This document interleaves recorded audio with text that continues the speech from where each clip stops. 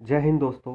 मैं सनातन धर्म से हूँ और हमारे सनातन के अंदर हर चीज़ को इतना बारीकी से परिभाषित किया गया है कि कहीं से भी उसको पूछने की या समझने की ज़रूरत नहीं होती।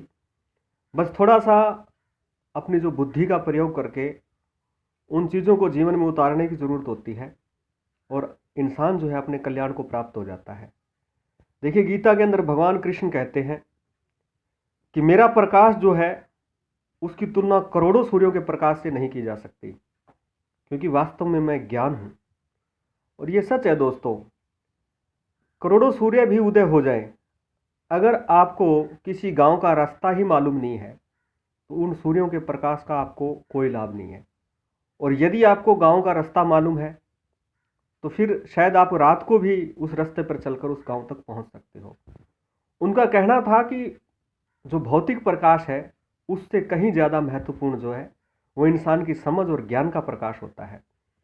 रामायण की हम बात करते हैं तो रामायण के अंदर पर मनुष्य को किन परिस्थितियों में कैसा आचरण करना चाहिए वो साफ साफ दिखाया गया।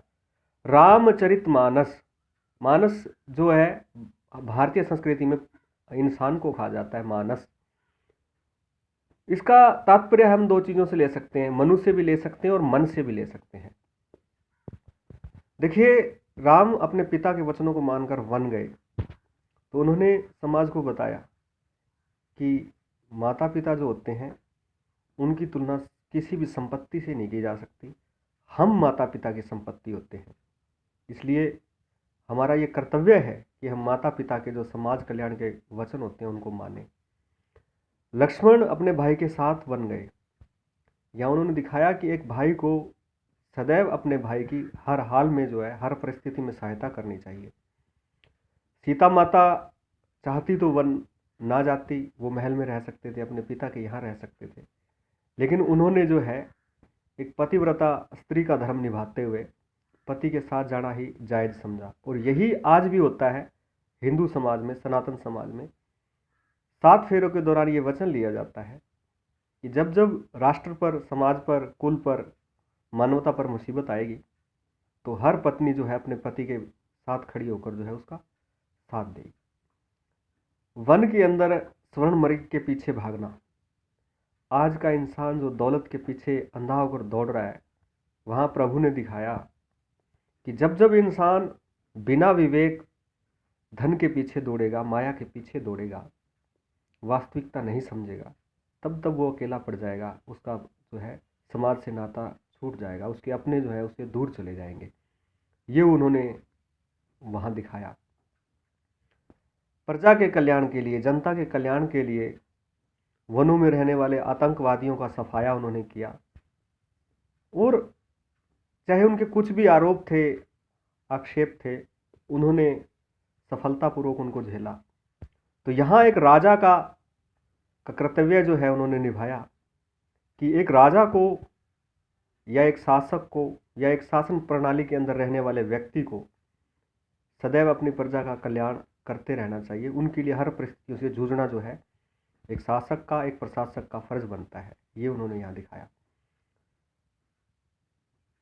पत्नी के हरण के समय उन्होंने रावण के ऊपर जो चढ़ाई की, लंका पर जो आक्रमण किया, तो यहाँ उन्होंने दिखाया कि जो आपके रक्षेय है, जो आपके अधिकार में है, चाहे पत्नी है, चाहे आपके बच्चे हैं या आपका परिवार है, उस पर जब जब भी कोई जुल्म करे, आक्रमण करे, उनको सताए, पीड़ा पहुंचाए, तो एक पुरुष, एक मानव का फर्ज है कि वो उनसे ठीक से निपटे।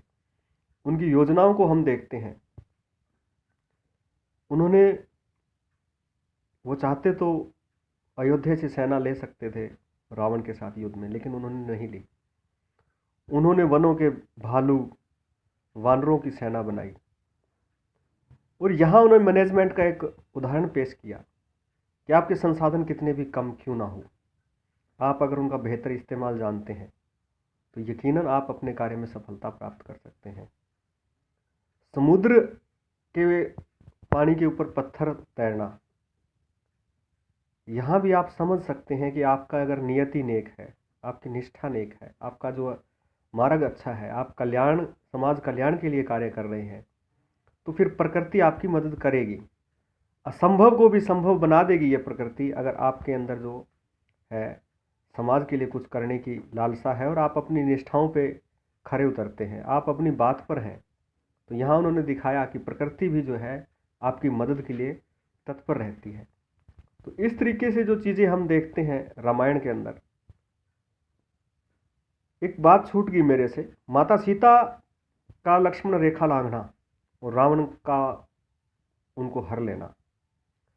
तो प्रत्येक भारतीय नारी के लिए ये एक संदेश था कि जब जब औरत अपनी सीमा लांघेगी तब तब उसे जो है तकलीफ़ों का सामना करना पड़ेगा। हर लड़की को परिवार की और समाज की जो सीमा रेखा होती है उसके अंदर ही रहना चाहिए, क्योंकि किसी भी लड़की का भाई या पिता कभी भी नहीं चाहता कि उस लड़की का जो भविष्य खराब हो, उसके साथ कुछ गलत हो, और उनके डर जायज़ होते हैं। इसलिए एक नारी को हमेशा सीमाओं में रहना चाहिए। ये बात पुरुषों पे भी लागू होती है। रघुकुल रीत सदा चली आए, प्राण जाए पर वचन न जाए। यानी इंसान को जब भी किसी को कुछ वचन दें तो वो सोच समझ कर दें कि वो आपकी सीमा में है या नहीं है, क्या वो आप कार्य पूरा कर सकते हैं। और अगर आप अपनी सीमाओं में रहकर किसी को वचन देते हैं तब आपका ये धर्म है, नैतिक कर्तव्य है कि आप अपनी जो है जुबान को पूरा करें, आपने जो वचन दिया है उसको पूरा करें। तो इस तरीके से रामायण जो है हमें सिखाती है कि एक इंसान को जो है अपना जीवन कैसे जीना चाहिए, किस प्रकार जो है वो अपने सांसारिक कर्तव्यों की पूर्ति भी करे और जो है आध्यात्मिकता के मार्ग पर भी बढ़े, और समाज के लिए जो एक स्पष्ट संदेश प्रेषित कर सके, वो समाज के लिए प्रेरणा बन सके। तो ये तमाम चीज़ें जो थी रामायण के अंदर थी, ये सांसारिक बातें जो मैंने आपको बताई कि एक संसारिक मनुष्य रामायण से क्या प्रेरणा ले सकता है। अगर हम अध्यात्म की बात करें तो देखिए, लक्ष्मण राम की रक्षा के लिए उनके साथ गए थे, एक भाई अपने भाई के साथ था। भरत जब वनवास से राम को वापस लेने के लिए गए तो बड़ी आध्यात्मिक बात है ये। उनको सबसे पहले जो है वहाँ लक्ष्मण के दर्शन होते हैं, उसके बाद संतों के दर्शन होते हैं, फिर माता सीता के दर्शन होते हैं और फिर प्रभु राम के दर्शन होते हैं। तो यहाँ एक मैसेज है कि अगर आप ईश्वर से मिलना चाहते हैं तो सबसे पहले किसी ऐसे भगत से मिलें जो दिन रात प्रभु के लिए जागता हो। लक्ष्मण 14 वर्षों तक एक पल भी नहीं सोए थे, हमेशा जागते रहे थे। तो आपको किसी ऐसे भगत से मिलना होगा जो केवल भगवान के लिए हो, जिसका सब कुछ भगवान के लिए हो, जो दिन रात प्रभु के लिए जागता हो, एक पल भी ना सोता हो।